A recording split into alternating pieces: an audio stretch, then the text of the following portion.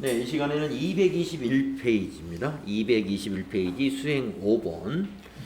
자, 앞 시간에 우리가 이 11번 그리고 13번 이런 유형에 대해서 우리가 실습을 해봤는데, 이 매출 유형의 세 번째가 이제 17번 유형인데, 이게 바로 17번 유형에 해당이 되겠네요. 자, 상품을 판매하고 신용카드 전표를 발급했다. 이게 17번입니다. 자, 17번 유형은 상품을 판매하고 신용카드 매출 전표를 발급했다. 그러면 이게 17번이에요.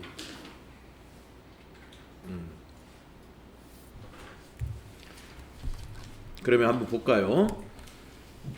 남성 바지를 오상식에게 팔았네요. 오상식에게. 그러면 이게 이제 신용카드는 좀 복잡해요. 세금계산서 계산서보다 여러분이 입력할 때 조금 복잡한 부분이 있습니다. 그래서 차근차근 입력을 해야 돼요. 뭐냐면은 위에 이제 그 부가세 신고서에 들어가는 거래처는 오상식이 돼요.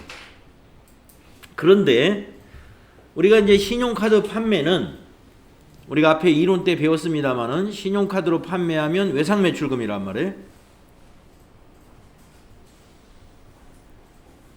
이 외상매출금의 거래처는 국민카드사예요.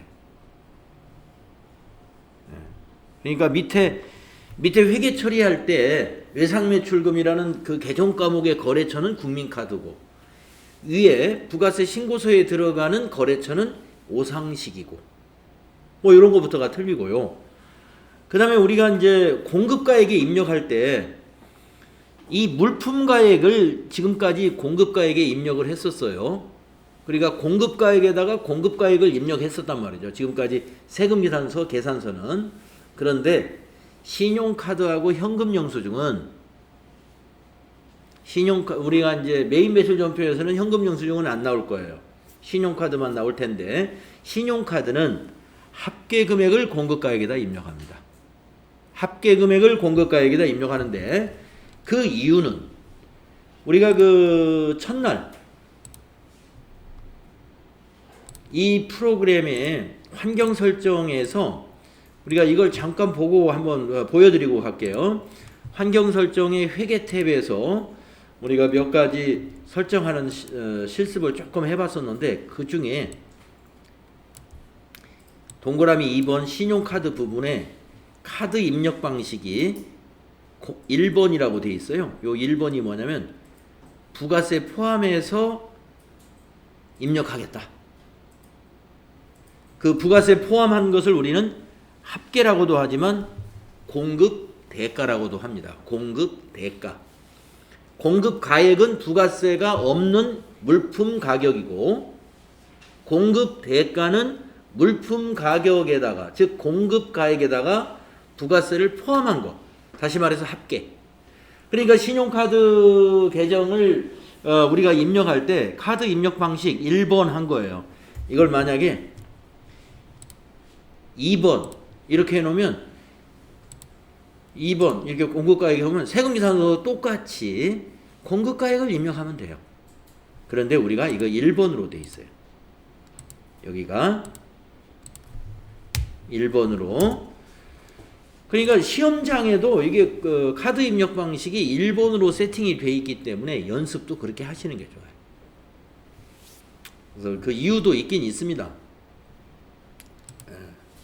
이유가 뭐냐면은 우리가 이제 신용카드 판매에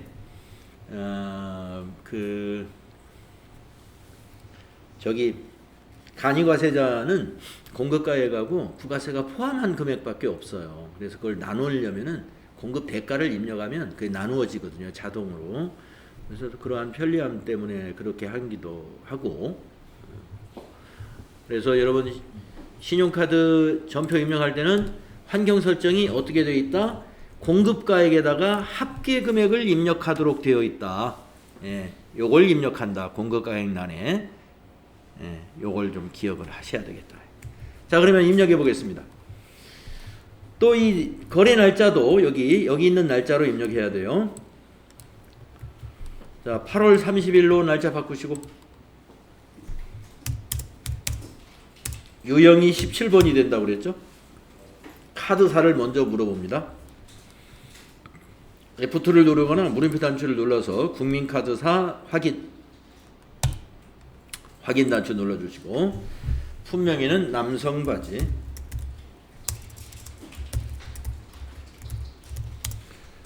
공급가액에다가 수량 단가는 모르니까 그냥 지나가시고 공급가액에다가 16만 5천 원을 입력합니다. 그러면 공급가액 15만 원에 부가세 15,000원 이렇게 쪼개지죠. 자, 코드에다가 오상식을 입력하는 거예요.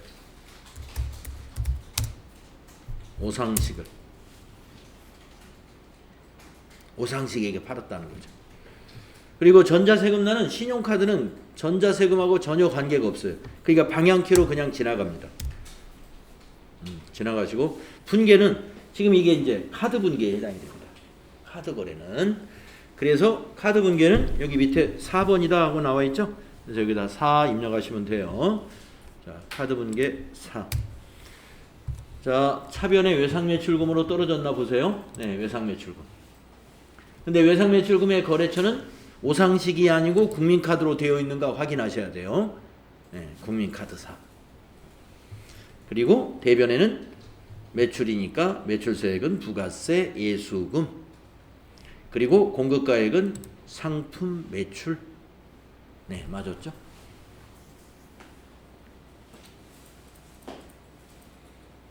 그러면 우리가 시험에 나온다고 하는 11번 유형과 13번 유형과 17번 유형을 다 해봤다. 이 범위 내에서 나온다 이겁니다.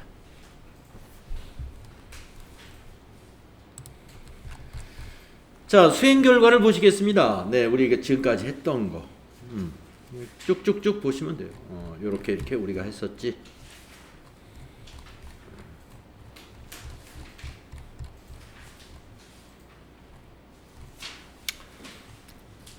수행 팁을 223페이지 하단에 있는 팁을 한번 읽어보겠습니다. 매출 유형은 11번 과세 매출, 13번 면세 매출, 17번 카드 매출 범위에서 출제된다. 매출 전표 입력 시 상단부의 거래처 코드와 거래처 명이 하단의 분계 거래처에 자동 반영되므로 시험에서 하단 분계의 예금이나 카드 채권이 있을 경우는 거래처를 반드시 수정해야 된다. 예금은 꼭 수정해야 됩니다. 그런데 카드 채권 같은 경우는 지금 보셨다시피 우리가 처음에 17번 입력하니까 카드사 어디냐 하고 팝업이 딱 떴잖아요. 그 카드사 선택한 카드사가 밑에 외상매출금의 거래처로 자동으로 딱 들어가요. 매번 바꿀 필요는 없어요. 그게 제대로 들어가 있으면 그냥 놔두면 돼요. 제대로 들어가 있지 않을 때. 언제 그러느냐? 지금 카드 분계했으니까 자동으로 들어갔고요. 혹시 혼합 분계로 했다 그러면 외상매출금 하면서 그때는 거래처를 국민카드사로 바꿔줘야 돼요. 모든 분계를 혼합 분계로 해도 상관없다고 제가 말씀드렸죠. 메인 매출 전표 꼭 1번 현금 분계, 2번 외상 분계, 3번 혼합 분계, 4번 카드 분계를 꼭 적용해 가면서 입력을 해야 되는 것이냐? 그렇지 않다고 그랬습니다. 모든 분계 유형을 전부 3번으로 하는 사람도 있어요. 그 대신 시간이 오래 걸린다고 그랬죠. 그렇게 하면. 그러나 틀린 게 아니에요. 그러니까 3번으로 다 하되 거기 거래처라든가 이런 거 꼭 수동으로 잘 바꿔가면서 하면 문제가 없다. 네, 그런 말씀이에요.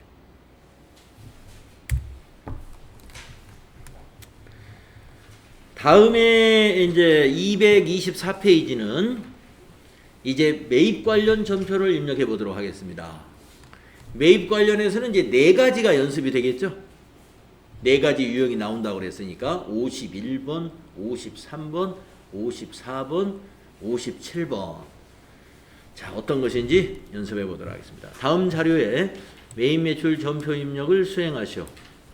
전자세금 계산서 및 전자계산서는 전자세금란에 1번 전자입력으로 입력하시오. 매입은 우리가 발행하는 것이 아니기 때문에 매입은 다 1번 전자입력해야 돼요. 물론 종이만 빼고. 예. 매입을 우리가 발행하는 일은 뭐 아주 예외적으로 있을 수는 있어요. 매입자 발행 세금계산서라는 제도가 있긴 있는데 그것이 아니고서는 일반적으로 매입은 다 상대거래처가 발급한 거니까 우리는 다 그냥 1번 전자입력 할 거고, 근데 상대거래처가 만약에 종이 세금계산서를 발행했다. 그건 전자입력 아닌 거죠. 그것만 빼고. 자, 수행 1번 보겠습니다. 스커트 상품을 매입하고 대금은 현금으로 지급했다. 신규 거래처를 등록해라. 자, 이 신규 거래처 등록하라고 이런 문제가 이 전표 입력과 동시에 이런 문제가 나올 수도 있어요. 이렇게 가끔 이렇게 나오는데 이게 이제 전표 입력 단계에서 신규 거래처 등록하는 방법도 알아두면 좋긴 좋아요. 그런데 제가 그걸로 실습을 해보니까 지금 이제 이 프로그램을 겨우겨우 쓰는 사람인 경우에 그게 또 부담이 됩니다. 어려워요. 그게 더. 이 팝업 창으로 뜨기 때문에 이걸 잘 입력 안 하면 실수해가지고 어차피 또 거래처 등록에 가서 다시 뭔가를 수정해야 돼요. 그래서 오늘 이제 이거는 한번 해보겠는데 이것이 너무 어렵다 싶으면 시험 볼 때는 이 방법을 안 써도 돼요. 그럼 어떤 방법을 쓰느냐? 여러분 우리 그 앞부분에서 기초정보 관리할 때 거래처, 일반 거래처, 뭐 금융거래처, 카드거래처 쫙 시간 내서 입력해 봤었죠?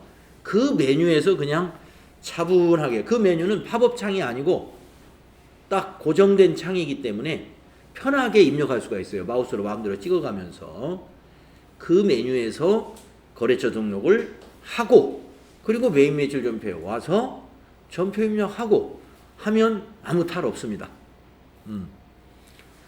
자, 그런데 이제 전표 입력 단계에서도 한번 해보는 경험이 필요하니까 지금은 전표 입력 단계에서 한번 해보겠습니다. 그러면 거래처 등록하라고 하면서 사업자 등록증을 안 주잖아요. 그럼 뭘 보고 하라는 거냐면 이거 보고 하라는 거예요. 세금계산서에 사업자 등록증에 있는 주요사항이 다 있으니까. 등록번호 있죠? 상호 있죠? 성명, 주소, 업태, 종목, 이메일 주소. 저거 보고 저 사항만 입력하면 됩니다.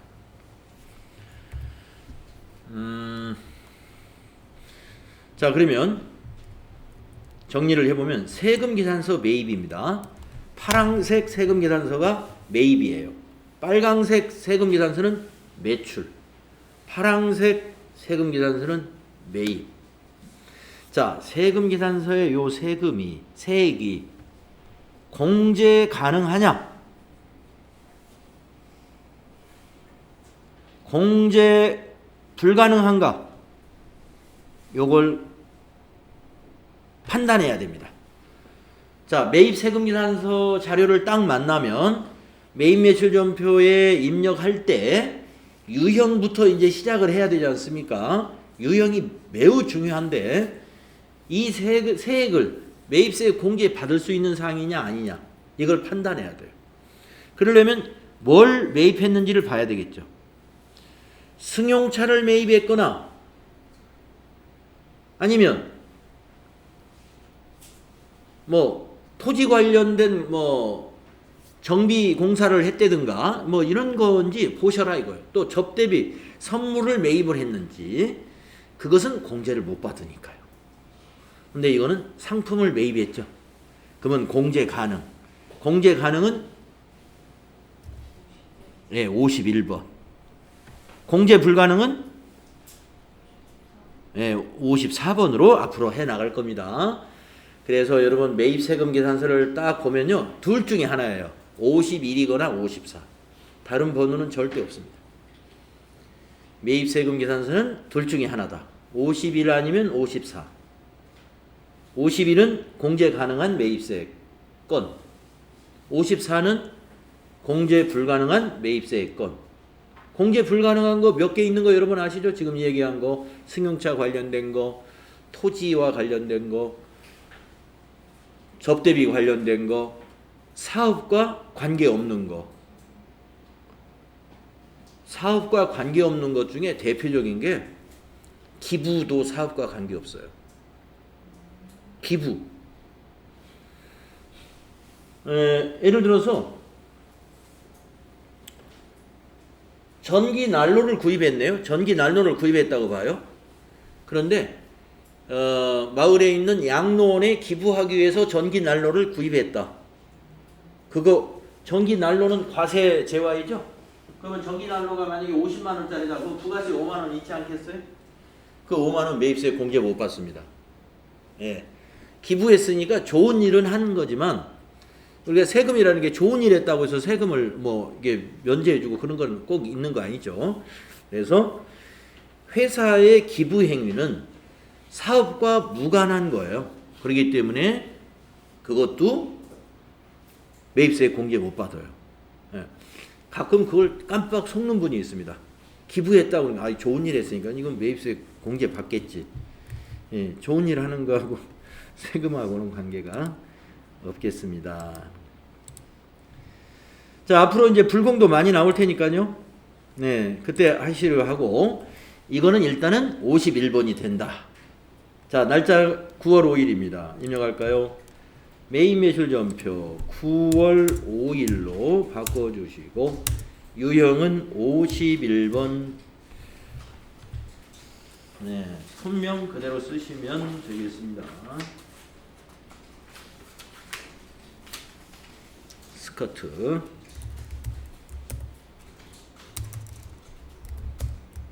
수량 단가 그대로 씁니다. 200개 4만원. 거래처. 네, 자 이제 거래처가 이게 만약에 기존의 거래처라면 여기다 곰곰 하면 이렇게 검색이 돼야 되잖아요. 이게 지금 신규 거래처라는 거예요.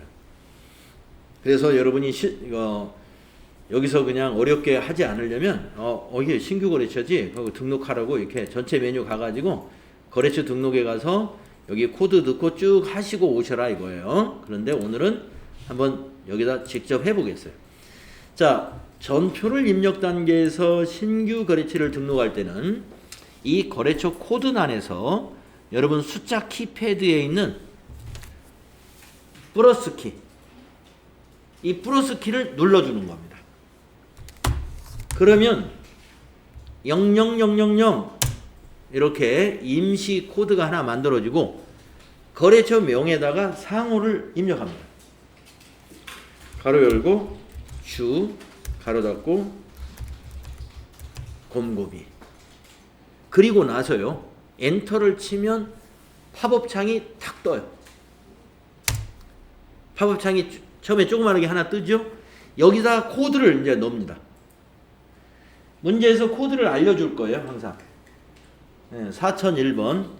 자, 4001. 여기서 주로들 실패를 해요. 예, 코드가 뭐라고 있으니까 그 다음에 뭐 등록을 끝내버린다든가 이렇게 진행이 됩니다. 그럼 어디 갔지 이제? 나머지는 입력 안 해도 되나? 하고 여기서 우왕좌왕 사항이 발생해요.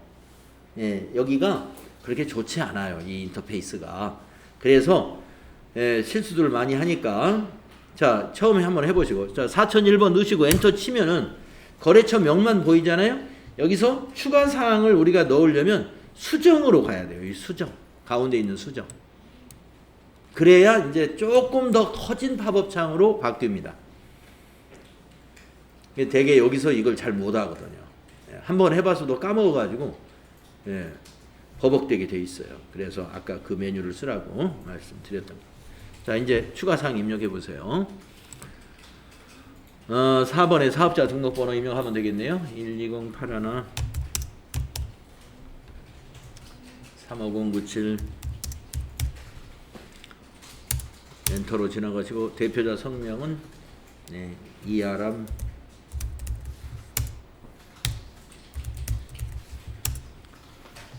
업태는 도소매 의류 주소 그냥 우편물을 검색하지 말고 직접 타자해도 상관없습니다. 서울시 노원구 중계로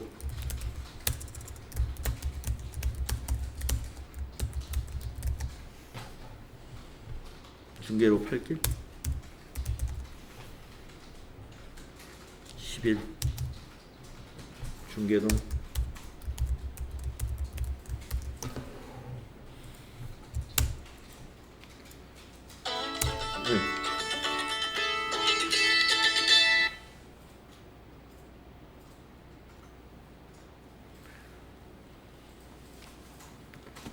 그 외의 것이 이메일 주소가 하나 있지 않습니까? 예, 이메일 주소도 여기 12번에 있습니다. GOM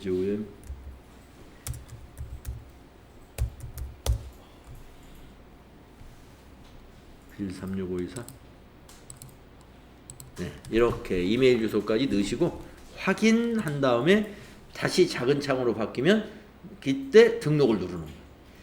근데 대개 코드만 넣거나 아니면 코드도 안 바꾸고 나서 그냥 등록하고 그 다음으로 패스해버리면 뭔가 아직 다 완료가 안 되는데 화면이 없어져 버리는 거죠. 여기서 이제 당황하게 되는 거예요. 예, 이렇게 등록을 하고 나면 전체 메뉴에 이제 여기에 그 거래처 등록에 가보면 여기 4001번에 제대로 다 들어와 있어요. 예, 그래서 지금 했던 것이 이거 뭐 별거 아닌데? 거기서 좀 조심하면 되겠구나. 이거 캐치하신 분은 여기서 직접 하셔도 좋고요. 이거 기억하기 참 그렇구나 하면은 거래처 등록 가가지고 여기서 천천히 입력하고 메인 매출 전표에 다시 와서 여기서 곰곰이를 등록하시면 되겠다. 어떤 방법을 해도 상관이 없습니다. 자, 전자세금계산서입니다. 1번 해주시고 분계는 현금으로 지급했다. 네, 현금으로 지급했으니까 1번이죠. 네, 전자 입력하고 또 1번. 자, 이번에는 이제 개정 과목이 달라집니다. 자, 출금 전표이기 때문에 대변이 현금이고요. 차변에 이 부가세가 그동안 매출세액은 대변에 가면서 부채인 부가세 애수금이었죠. 매입은요, 자산이에요. 자, 우리가 부가세를 얼마 부담했냐면 80만 원 부담했습니다. 이번에 상품 사면서 80만 원을 곰곰이에다가 준 거예요. 그러면 우리는 그걸 자산으로 잡아요. 자산으로. 계약금 주었을 때 선급금 자산 잡듯이 부가세를 내고도 자산 잡습니다. 왜 자산 잡느냐? 돌려받을 세금이에요. 이거는 돌려받아야 돼요. 언제 돌려받느냐? 부가세 신고할 때 이거 빼고 납부세액을 계산하기 때문에 돌려받는 세금인 거예요. 그래서 부가세 대급금은 자산입니다. 당좌 자산. 우리가 당좌 자산을 열거할 때 부가세 대급금이 우리 교재에는 빠져 있어요. 앞부분에서는. 지금 여러분이 추가로 아시면 돼요. 매입세액은 자산이다. 개정 과목은 부가세 대급금이고 매출세액의 부가세 애수금과 서로 상대가 되는 개정이에요. 이걸 상대 개정 과목. 우리가 뭐 개정 과목을 이제 여러분이 정리하다 보면 상대 개정 과목들이 상당히 많아요. 외상매출금의 상대는 외상매입금, 선급금의 상대는 선수금, 우리 이 부가세 대급금의 상대는 부가세 애수금. 이렇게 부가세 애수금은 부채이면서 이건 자산이죠. 부가세 대급금. 개정 과목 잘 알아두시고, 그 다음에 우리가 상품을 매출했을 때는 이 공급가액이 대변에 가면서 상품 매출이라는 수익으로 가죠. 매입은 재고자산, 상품, 자산의 증가로 봅니다. 상품을 샀으니까 재고자산이 증가하죠. 네. 그래서 여러분 상품을 과세, 세금이 있는 상품을 매입했다. 그러면 언제나 차변은 이게 똑같아요. 이제 부가세 대급금 상품, 부가세 대급금 상품. 항상 이렇게 분계가 될 거예요. 대변만 달라집니다. 외상으로 샀으면 외상 매입금, 지금처럼 현금으로 샀으면 현금, 카드로 샀으면 카드도 외상 매입금. 상품이니까. 자, 그러면은 매입전표를 하나 딱 입력해 본가요? 하나 입력해 봤죠. 하나 몇 개 더 해보죠. 몇 개. 자, 그 다음에 세금계산서.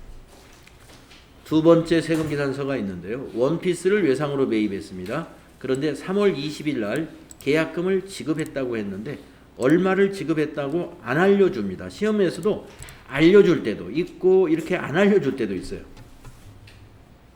그러면 우리가 이 분계를 하려면 계약금을 우리가 지급했으니까 선급금을 이제 그 대변에 적어가지고 상계를 해야 되는데 얼마 받았는지를 알아야 금액을 입력하죠.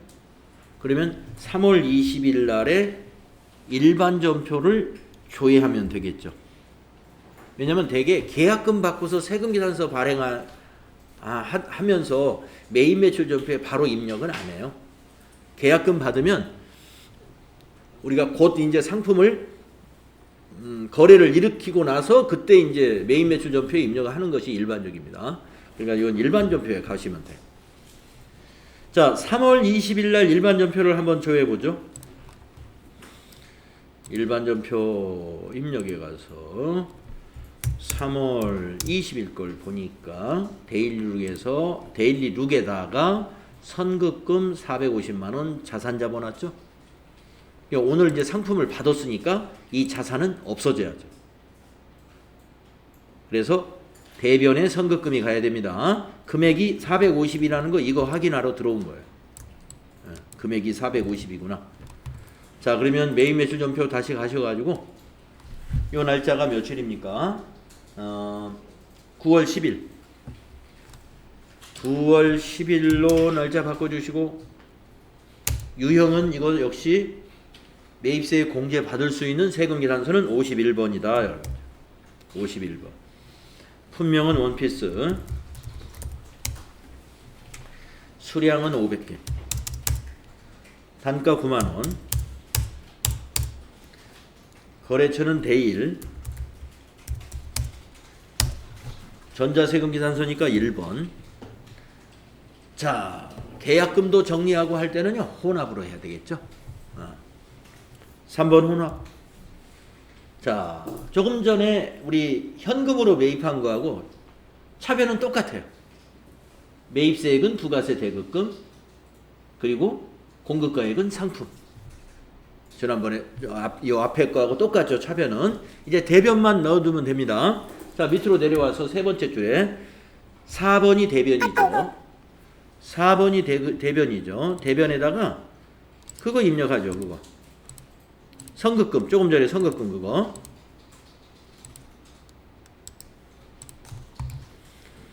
그래서 선급 131번 450만원 아까 확인했었죠? 엔터 치고 또 대변이죠? 4번. 네, 나머지는 어떻게 했습니까? 네, 외상으로 했습니다.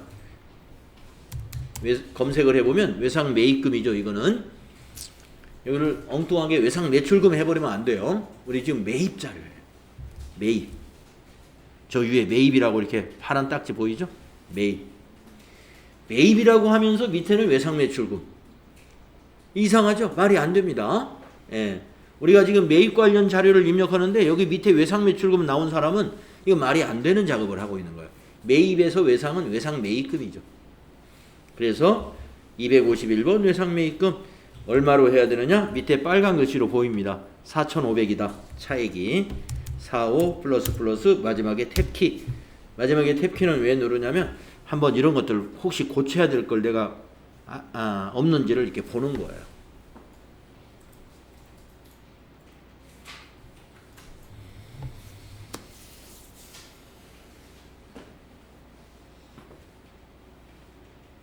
네, 수행 3번으로 가보겠습니다.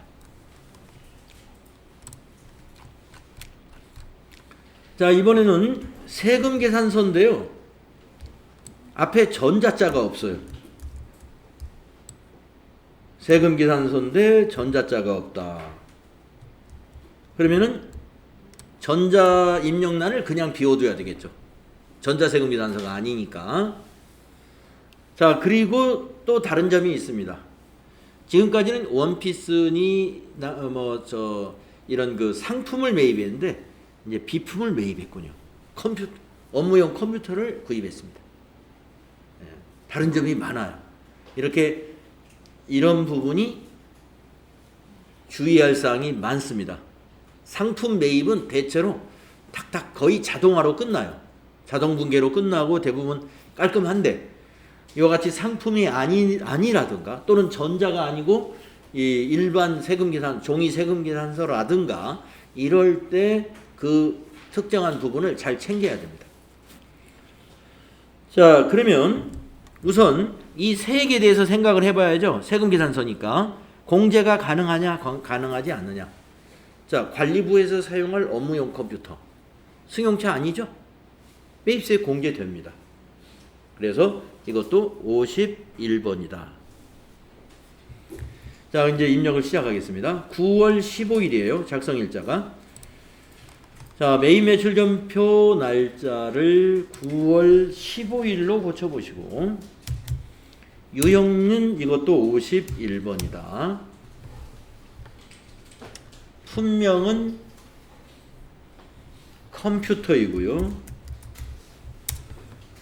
수량이 하나 단가가 120만 원이고요.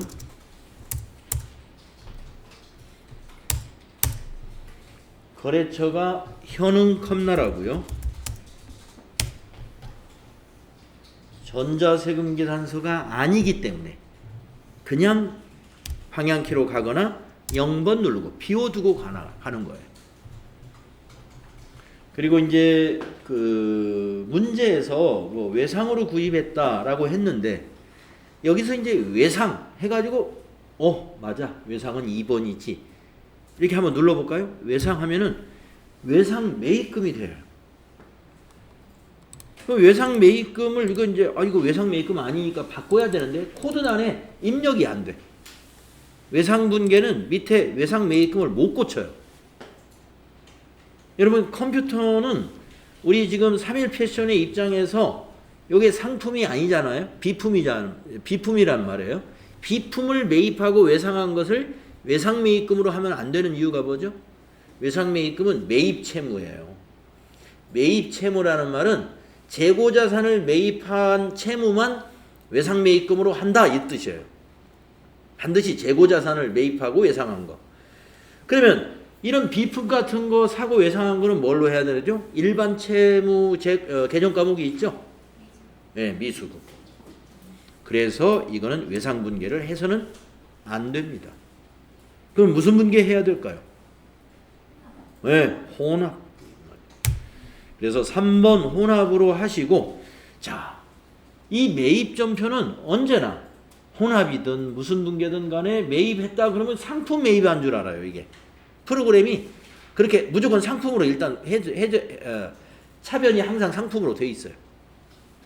그래서 이 세액은 공제 받아야 되니까 이거는 부가세 대급금 맞지만 컴퓨터의 공급가액은 상품이 아니기 때문에 이걸 개정 과목을 고쳐야 됩니다.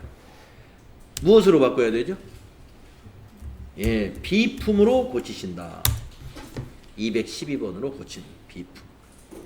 이렇게 손볼 게 많아요. 그 다음 내려와서 대변을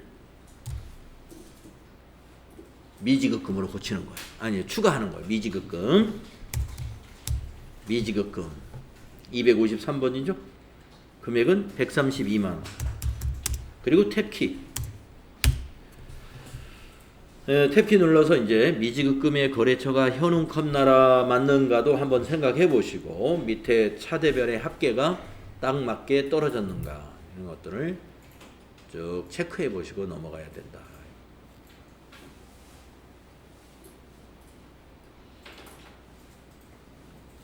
상품이 아닌 것이 까다롭습니다. 예, 상품이 아닌 것이 까다로워요. 자, 우선 이거는 51번 과세 매입으로 해야 되고요. 전자세금이 아니니까 이건 비워둬야 되고 이 상품을 비품으로 고쳐야 되고 분계는 혼합으로 하면서 그리고 대변에 미지급금 처리를 해야 됩니다. 자, 그러면 여기까지 한 것을 가지고 이제 우리가 이 지금 매입 거래를 전부 3건을 입력했네요. 3건. 예, 3건을 입력했는데 이것이 세금 계산서 3건이었어요. 그러니까 세금 계산서 합계표 매입은 어디에 들어가는가? 예, 그리고 종이 한번 처음 해봤어요. 종이는 전자하고 어떻게 구분되어 있는가? 그걸 보고 그 다음에 부가가치세 신고서에서 그동안 과세표준 및 매출세액만 확인했단 말이에요. 예. 근데 과세표준 및 매출세액에서도 세금 계산서만 확인했죠. 조금 전에 우리 오상식에게 신용카드 판매한 건 어디에 들어가는지 확인 안 했어요. 그것도 한번 보겠습니다. 자, 이것저것 한번 보도록 하겠습니다. 회계에 가셔가지고 먼저 세금 계산서 합계표 들어가셔서 매입이 어디에 반영되는가 보겠습니다. 세금 계산서 합계표 7월부터 9월로 정기해서 엔터했더니 아까 우리가 저장 한번 해보시다 그랬어요. 그랬더니 질의 내용이 이미 저장된 데이터가 존재합니다. 데이터를 새로 반영하시겠습니까? 여기서는 질문이 새로 반영하겠느냐? 그러니까 여기서는 예, 새로 반영하자. 그러면 방금 입력한 전표까지 반영해서 새로 작성이 되는 겁니다. 그러니까 여기서는 예예요. 이렇게 보게 되면 우리가 아까 세금계산서는 거래처 4군데에 매출 쪽에 세금계산서는 거래처 4군데에 매수가 5매라는 거 아까 확인했었습니다. 전부가 다 전자였습니다. 자, 이제 매입은 그 밑에 있다는 거죠. 바로 밑에. 그래서 전자가 2개 거래처에 2매, 그리고 전자 외가 1개 거래처에 1매. 예. 전자와 전자 외가 이렇게 구분되어서 집계가 된다.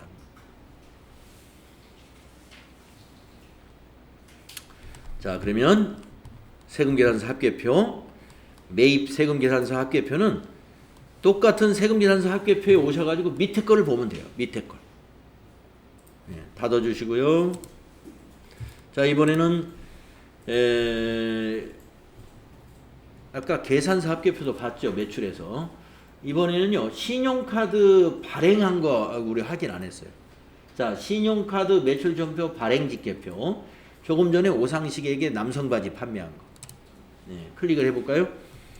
그래가지고 이것도 기간을 7월부터 9월로 조회를 했더니 신용카드 판매했는데 데이터가 아직 안 올라왔네요. 이런 메뉴는요. 이런 곳에 우리가 그 여러 가지 집계표라든가 양식 중에서 들어갔는데 빈 탕으로 되어 있는 것은요. 오른쪽 상단을 잘 보세요. 불러오기가 혹시 없는지.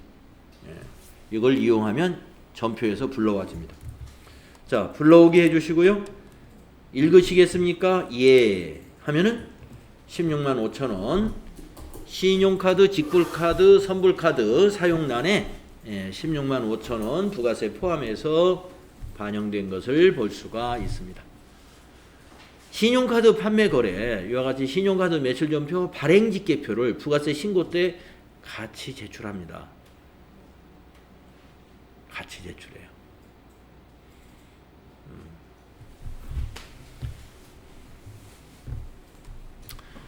그래서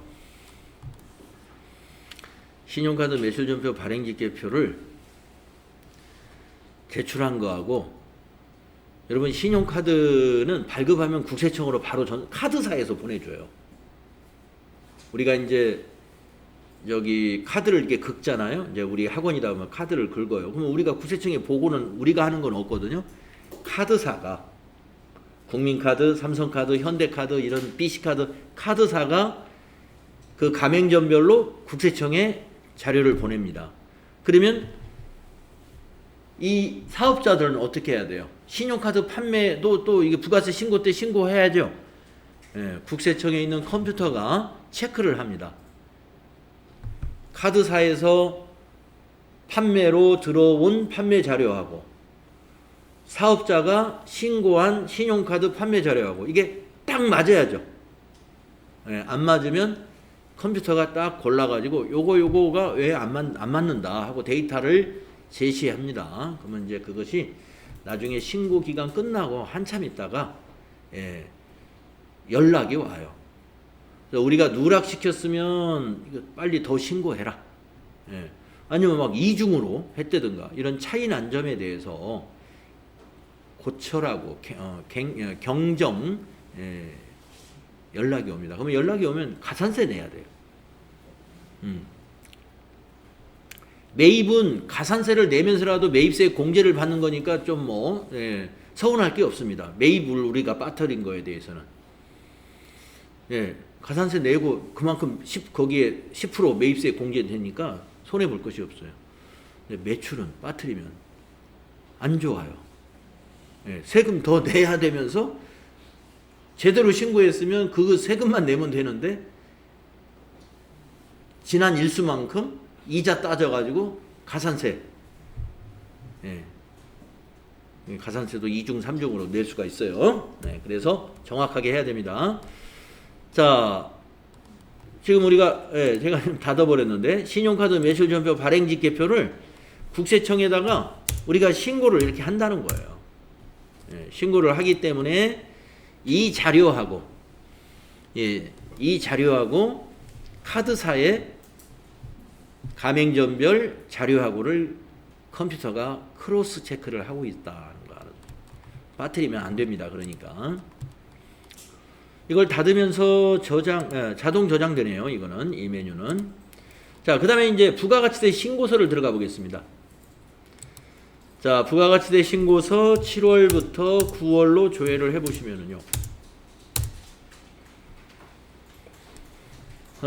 지난번에 우리가 확인했을 때, 자, 여기서 혹시 여러분이 저장한 거 불러오겠습니까? 라고 했을 땐 여기서는 새로 반영하겠습니까? 물어본 게 아니라 저장된 걸 불러오겠습니까? 라고 물었을 거란 말이에요. 그때는 아니요 해야 돼. 저는 그게 없어서 그냥 불러냈습니다. 자, 그러면 우리가 조금 전에 우리가 조회했을 때 세금계산서 발급분에 1억 1천만 원의 부가세 1,100만 원 확인했었습니다. 근데 그 밑에 3번에 신용카드 현금 영수증 쪽에 과세표준 및 매출세액란에 15만 원에 15,000원 들어가 있죠.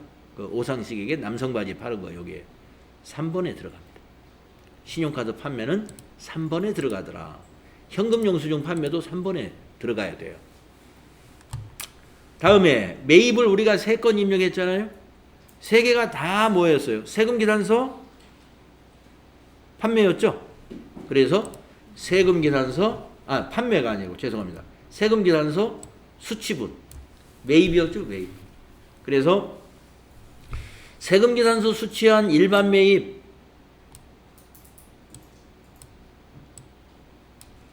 3건이 아니고 이건 2건이었네요. 그러면 하나는 뭐였냐면 조금 전에 그 관리부에서 사용할 컴퓨터 산 거 있죠? 그거는 고정자산 매입으로 11번으로 10번이 아니라 11번으로 따로 집계가 됩니다. 고정자산 매입. 그래서 일반 매입이다 그러면 고정자산이 아닌 재고자산의 매입이에요. 고정자산이라 하면은요, 우리가 유무형자산, 그러니까 유형자산 하면 토지, 건물, 기계장치, 차량 운반구, 비품 이런 것 등이 유형자산이죠. 또 무형자산 하면은 상품, 상표권, 상품권, 무슨 특허권 이런 것들, 산업재산권들 이런 것이 무형자산입니다. 그 유무형자산의 구입은 여기 11번에 집계가 되는데 어떻게 여기 11번에 집계가 되느냐 하면은 우리가 아까 51번 과세 매입으로 했지만 밑에 분계를 할 때 개정 과목이 상품을 뭘로 바꿨어요? 비품으로 바꿨죠. 그래서 여기 11번으로 들어옵니다. 그래서 이 매입세액의 난에 우리가 입력한 유형의 건이 어디에 반영되는가를 아셔야 여러분이 부가가치세 문제, 부가가치세 신고서에 이 사진을 그림으로 그려놓고 출제를 하면은 여러분이 다 맞출 수 있어야 돼요.